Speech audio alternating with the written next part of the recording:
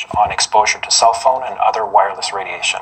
Deborah has authored the National Book Award finalist When Smoke Ran Like Water, and The Secret History of the War on Cancer, and Disconnect, which is the truth about cell phone radiation, what industry has done to hide it, and how to protect you and your family.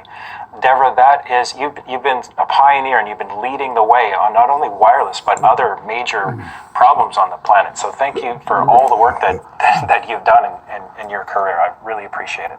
And thank you for helping to get the word out. So, how do we know that wireless radiation is unsafe? Because we have studies in animals and we have studies in humans. And the reason we do studies in animals is to try to predict effects in humans and prevent them from happening. Unfortunately, with this technology, as with many other situations, including lead and asbestos, what we've done is we've introduced the technology and then we've asked the question of, well, does it have an effect on our health? We've never subjected wireless radiation to safety testing, certainly not of the sorts that we get today from exposure to cell phones and tablets that are being held close to the body. Our testing for these devices is 22 years old and has not been changed since the average user was thought to be a man 6'2" with a 12-pound head who spoke for 6 minutes in order to see whether or not his head got hot. That test standard is out of date and is not appropriate given the billions of users of phones today who are young and small and have no idea about the need to protect themselves from microwave radiation. Thank you. In a moment, later on in this interview, we're going to get into the specific independent studies that have been done on millimeter wave radiation, which is the basis of the transition to 5G. Industry hasn't done the studies, but there have been independent studies, and you're going to summarize some of those for us. So this is going to be very powerful for the summit and all viewers. But before we get into that, I want to just, if you could provide an overview, the key materials or the key points that you discuss in your book, Disconnect. Well, in my book, Disconnect, I talk about the fact that I was shocked to learn that in 2000, the British government had actually had a top committee of scientists advised the government then that no one should use a cell phone under the age of 16 because of concerns about exposing the young, thin, developing skull. And that was based on studies done then in the year 2000. The U.S. ignored that research and, in fact, decided in 1996 that no research was needed in this area. There was an industry-funded joint industry-government study that produced very little results, and they presumed that because the cell phone radiation is weak, which it is, therefore it cannot have an effect, thinking that the only effect would be due to the power of the radiation. Well, they were wrong. It's not the power of the radiation, but the pulse. You see, a cell phone signal is complex.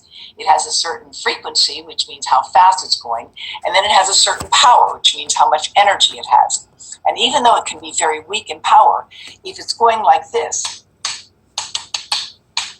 irregularly, abnormal pulse radiation over thousands of minutes, over thousands of months of a lifetime, that irregular power has an effect. And we know that because studies have been done in cell cultures of humans and animals showing that the brain cells of rats, when exposed to very weak pulsed signals from cell phone radiation, develop damage to their DNA. That was done in 1994. In response to those studies, the industry mounted war games to try to suppress the science. They tried to defund the scientists. They tried to get their work unpublished after it was accepted. All of that is documented in my book, Disconnect. Fast forward, and now we have the results of the National Toxicology Program in animals, where they studied not just DNA damage in the whole animal, but they also studied in the largest study ever done, a $30 million study that took almost a decade to finish, although it should not have. They found clear evidence of rare tumors of the nerve inside the heart and some evidence of glioma, which is a brain cancer. Now, what makes this study especially important is that human studies have found the same rare cancers. That is, malignant glioma of the brain and a tumor of the nerve, the acoustic nerve, which is most exposed when you hold a phone next to it. And although that acoustic neuroma, that acoustic tumor, is usually not fatal, it can result in devastating impacts on anyone who has one, including loss of hearing and loss of the nerves in the face, so you get a kind of paralysis. And this study of the National Toxicology Program was subject to an unprecedented triple peer review, never been done before. This National Toxicology Program, which I sat on the board of scientific counselors of, normally has blinded reviews where the pathologist and the statistician sit in a room and they look at A, B, C, and they don't know if A, B, or C is the exposed, the control, or something else. And they look and they score these things and they rate them and they rank them. And they were astonished when they got the results that showed clear evidence of cancer and also multiple cancers in different organs in rats and some damage to the heart in mice and rats. And the damage to the heart in both these animals is consistent also with the fact that the heart in the rodent is quite close to the surface of the skin. And the animals, of course, it's hard to get them to make cell phone calls, so you expose their whole bodies to a level of radiation that did not create any heat whatsoever, but mimicked in the lifetime of the animals the same exposure that humans will get in our lifetimes, supposedly in 70 years. And those animals exposed to a lifetime of radiation in their 2 years develop these malignancies and damage to DNA. Now that normally would be a slam dunk in the world of science, because the way the government is supposed to work is when the National Toxicology Program evaluates something, whether it's a drug or a chemical or radiation, that's supposed to tell the FDA what to do about it. So why do the government agencies, the FDA, which commissioned this study, right, the CDC, what else, other agencies, how come they're not reflecting of this massively important finding? I mean, when you look at it, was it 1998 when this NTP study, this $30 million study was commissioned on 2G and 3G. Now we're at 5G, so that study was commissioned for the purpose of finding out, is 2G and 3G safe? And it found out it wasn't safe. Now we're at 5G, but still we have, the government agencies don't reflect this. Why not? You have to ask that question of Dr. Jeffrey Shuren, who's the director of the Center for Radiological Devices at the FDA. His wife happens to be Allison Shuren, who is the head of practice for Arnold and Porter, involved in getting approval for radiological and other medical devices. So there may be a conflict of interest there, which under normal times I think would have been subject to attention. Dr. Shuren issued the extraordinary statement. I've never seen anything like it in my entire history of 40 years working with the government at senior levels, both inside and outside the government. Dr. Shuren said that the results of the NTP are not relevant to humans. Now, what makes that especially strange is that we use animal tests to develop drugs, to evaluate chemicals, to evaluate pesticides, and he is saying that although we use these same tests with the same protocols that have been standard for 40 years, in this particular case, he personally doesn't think it's relevant because he says the exposures were not quite relevant to humans. Well, let me tell you something. Those exposure chambers were built by Swiss engineers who advised the Swiss government, who design technologies for testing for industry around the world. To reject their system of testing is a mockery of the whole program. Why spend $30 million on a test system, which, by the way, the predecessors to Dr. Shuren approved the whole study design. So it was an approved study design, reviewed by government scientists, built by industry experts, and now that you don't like the results, you say they're not relevant, and by the way, you're married to somebody who makes a very, very healthy salary out of pushing related devices. I mean, I think this is egregious. And the CDC actually has been captured. They brought in a subject matter expert to advise their website named Kenneth Foster. As a subject matter expert, he was asked to rewrite their site on wearable to wireless devices. We have in our files drafts of what the first advice was that the CDC wrote, which was to take precautions, avoid exposure to children, etc. Foster rewrote the original draft prepared by CDC scientists, so it now reads like an infomercial for wireless devices. Wow. And that's a huge conflict of interest because he has for years been supported by the industry. And yet he was brought into the government as a subject matter expert, and I don't know whether they realize the extent to which he was conflicted in as an expert. So you have the CDC asking the industry to write their website. And then, of course, you've got the same thing happening at other places in the government. And as a consequence, this government has a revolving door, as you know very well, with the FCC. Many members who are commissioners of the FCC now formerly worked directly for Verizon, for the Cell Phone Telecommunication Industry Association and others. And they regularly, for the past 2 decades, have moved back and forth between the industry that they regulate and the agency. So that at this point, the FCC sees itself as an industry enabler, not at all as a protector of public health and safety. And the Harvard Ethics Research Report, or Harvard Ethics Department report, rather, identified that very clearly. It basically said FCC is probably the most captured agency, right? That report by Norman Alster for the SAFRA Center for Ethics at Harvard University said exactly that. The FCC is a captured agency. It has not been able to operate independently for years because of this close tie that exists between the industry and the FCC. Okay, really quickly. So the so-called safety studies are based on thermal heating effects, which you mentioned, and discount thousands of studies that show a biological harm or effect from wireless radiation. How many studies would you estimate there are, peer-reviewed, published scientific studies, there are that conclude that there is a link between wireless radiation, non-native EMF, and a biological, effect? Well, if you take into account that we have a growing literature on effects on plants, as well as birds, bees, and bunnies, as well as us, there are many thousand such studies at this point. And unfortunately, many of them are conducted in literatures that very few of us read very much. I'm not an expert on plant rhizosomes, but I know that they are affected by electromagnetic fields. We have growing evidence now of damage to trees. We have evidence of damage to bees and insects. So the array of phenomena that have been affected by wireless radiation seems to be only limited to whether or not we've tried to study it. Every time one looks for an effect, it seems to be there. And let me say something about that. Living beings depend on electricity. We are electromagnetic beings. Our heart and our brains would not work without electromagnetic fields. That's how we send impulses back and forth. That's what keeps our heart beating. So we are electrical phenomena. And the fact that a change in the amount of exposure to exogenous, to foreign electricity would have no effect on our natural electrical properties makes no sense at all. It's true for plants, it's true for birds. We all have different electromagnetic properties take place.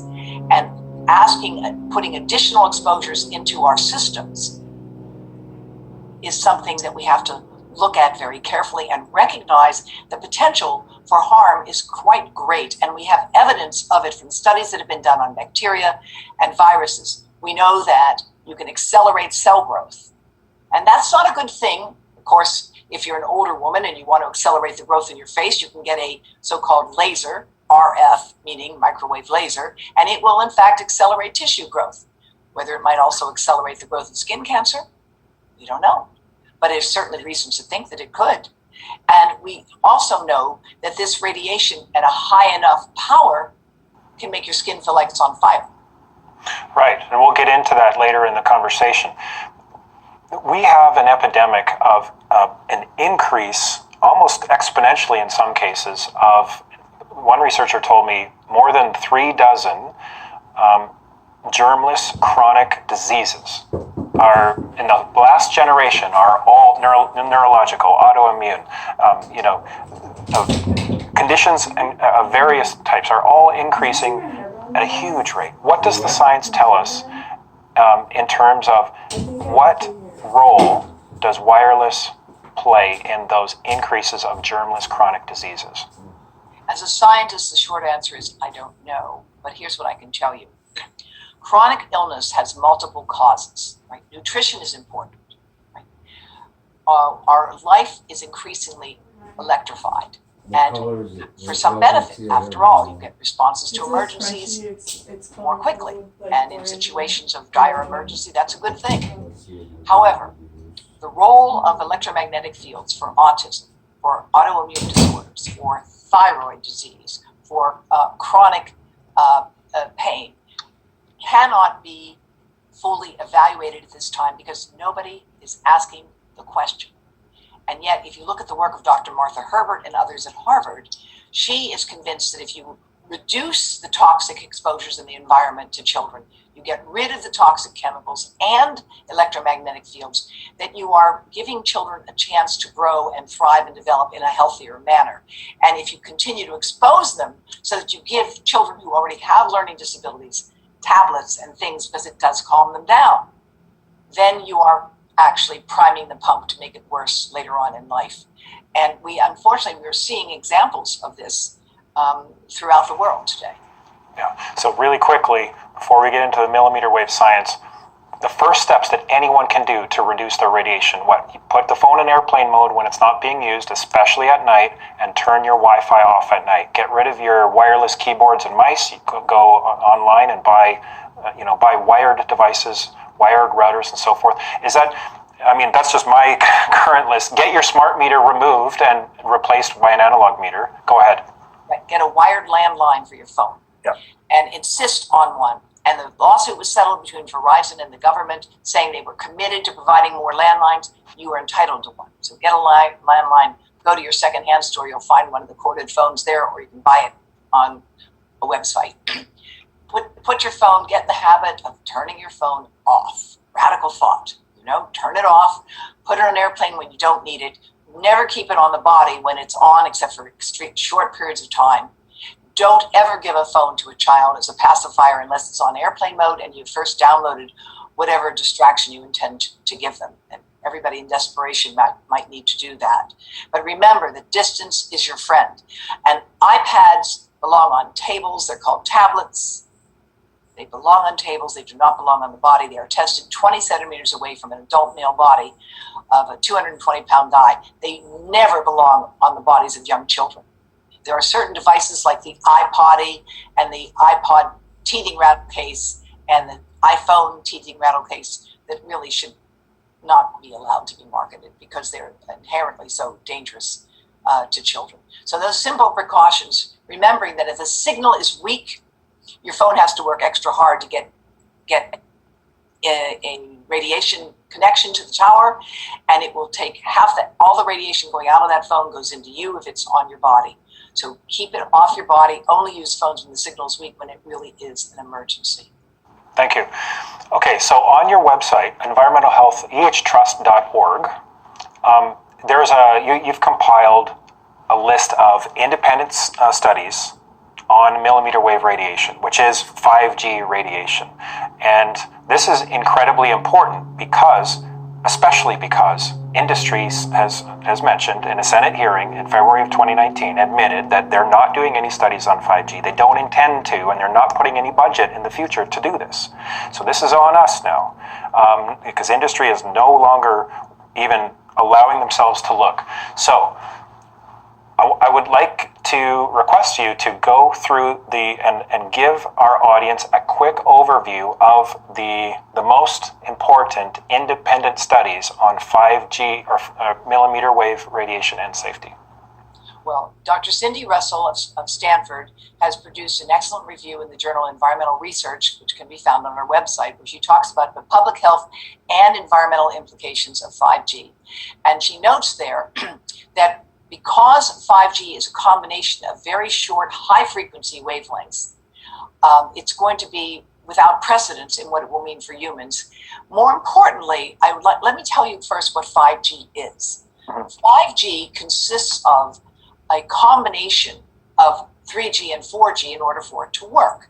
So what you have to have for it to work is a series of antennas that are within a few hundred yards of each other, sometimes right close to your bedroom window. And under the current rules that have been passed in Washington, you cannot object to the location of a tower on health concerns. You may only object on aesthetic grounds. So there are some effects that have been known from 5G, and the modulation of the signal is what we're most worried about, because it's moving extremely fast and it has the ability to alter the functioning of all of our healthy nerves and cells. And it's the membrane surrounding our cells that may be perturbed the most because it interferes with the way calcium moves in and out of the cell wall. And what we know about this, the coiled ducts from studies done in Israel is that the millimeter waves are mostly absorbed within the first, say, 1/64th of the skin. And you'd think at first that that is of no consequence. But it turns out that your sweat ducts are located there. You've got hundreds of millions of them. And they can be regarded as a helical antenna, like a double helix. And because of that, they can transmit the exposure from the surface of the skin internally.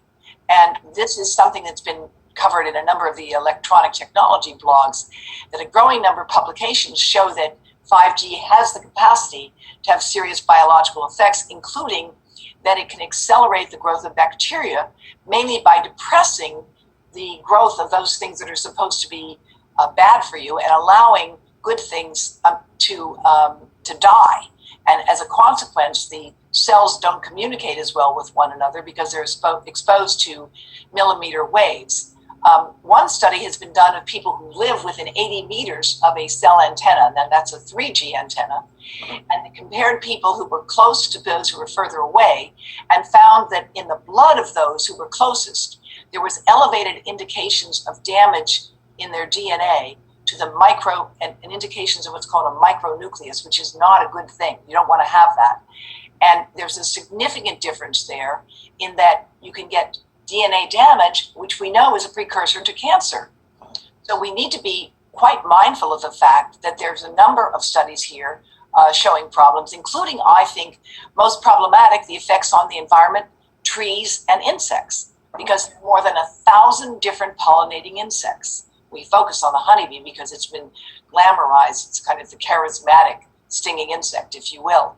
But studies have shown there that if you take a cell phone and you put it into a healthy hive, and you take another phone that's turned off and put it into another healthy hive, and then the third hive is not exposed at all, and you see what happens after 2 weeks of exposure of just 2 hours a day, the hive that had the phone in it without it being turned on is fine.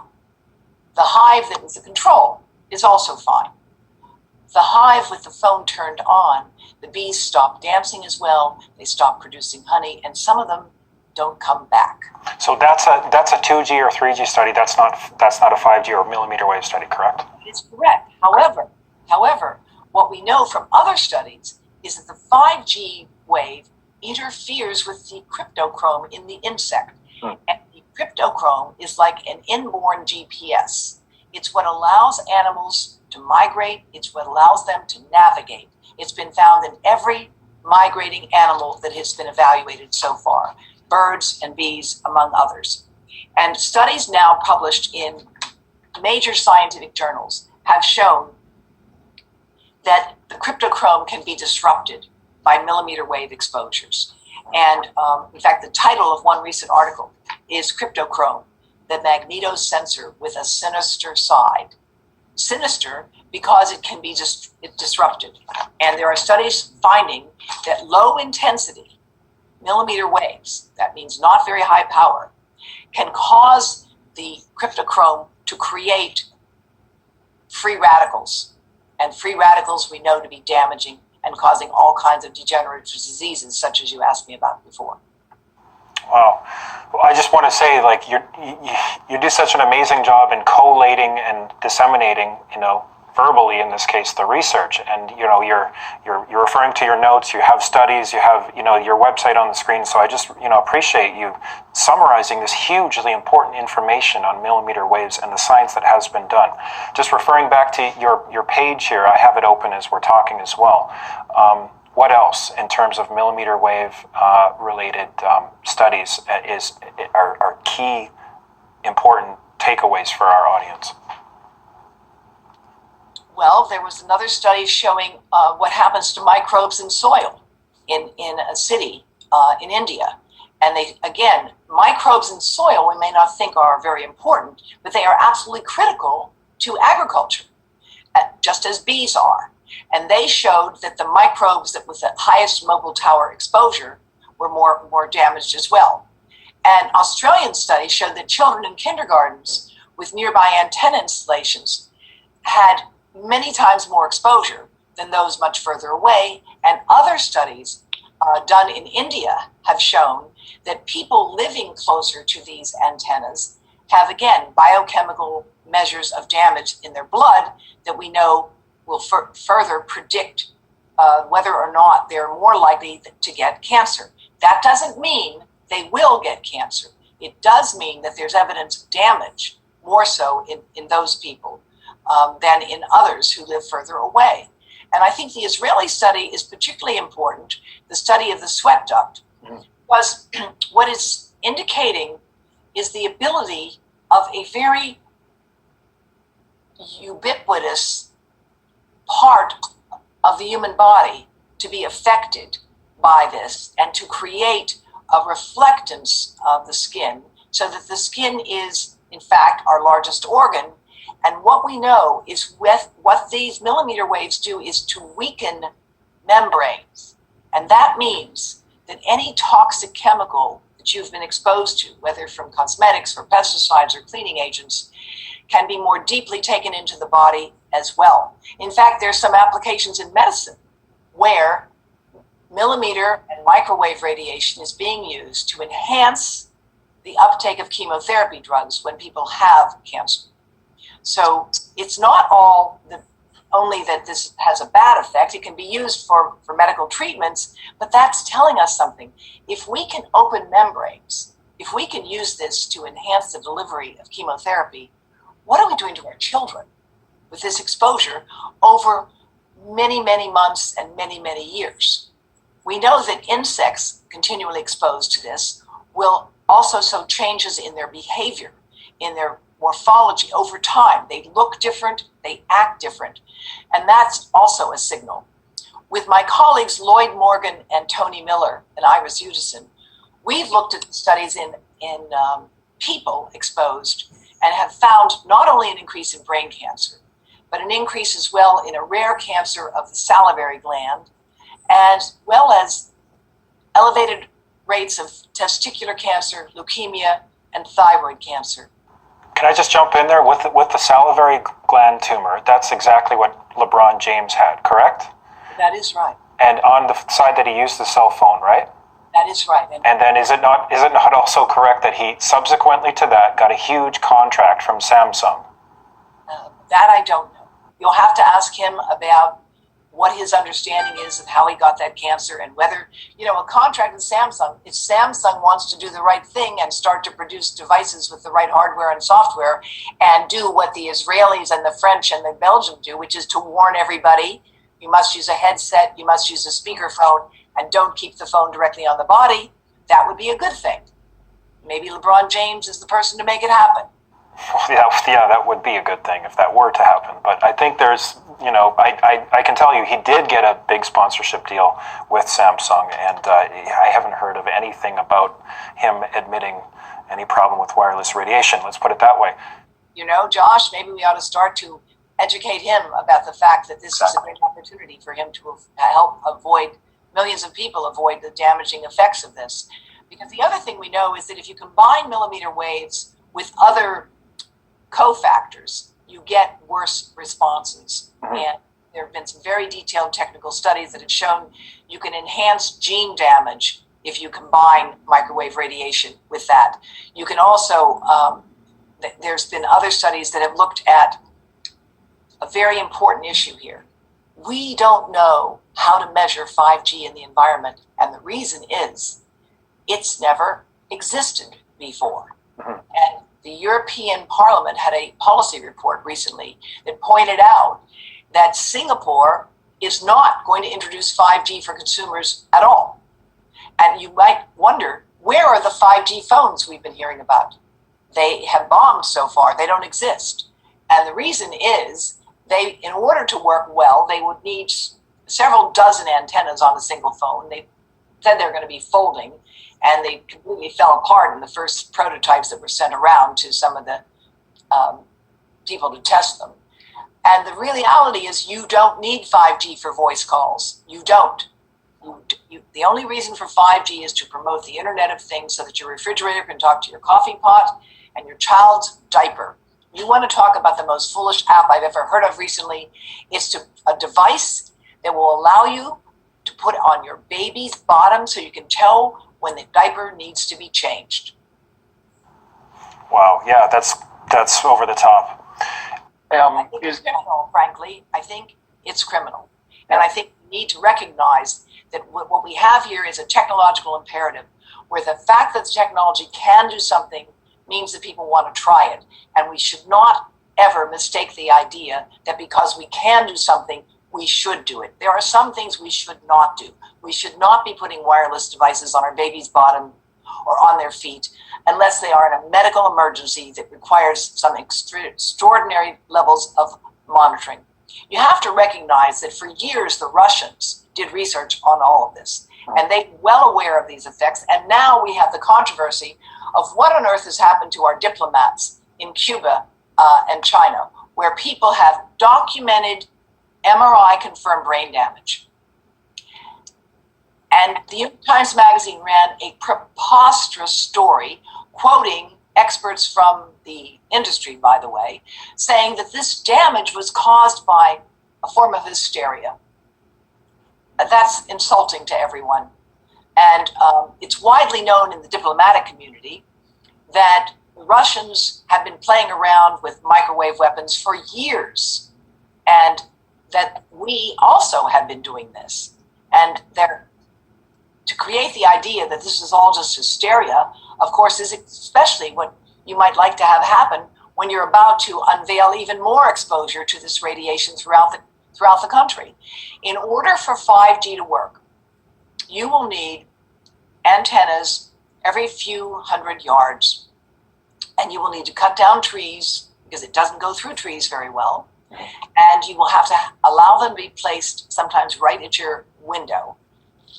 And that system will be built with housing, and in higher end neighborhoods it will look like a fancy tree lamp, but it will be containing 3G and 4G in the beginning. So you're going to take the more powerful signals of 3G and 4G, bring them from the mountaintop into your bedroom window, waiting for the 5G to get turned on, which will not be turned on for a while. You have to build it first. And the European Parliament report says the U.S. is unique in the world in taking a build it first and then we'll figure it out approach. Because it's a race. It's a phony race. Yeah.